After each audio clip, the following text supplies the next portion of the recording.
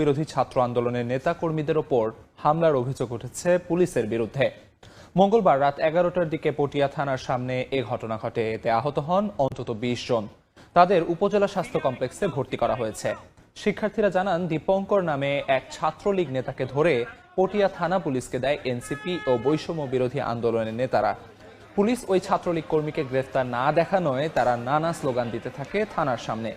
এ সময় পুলিশ তাদের মারধর ও লাঠিচার্জ করে।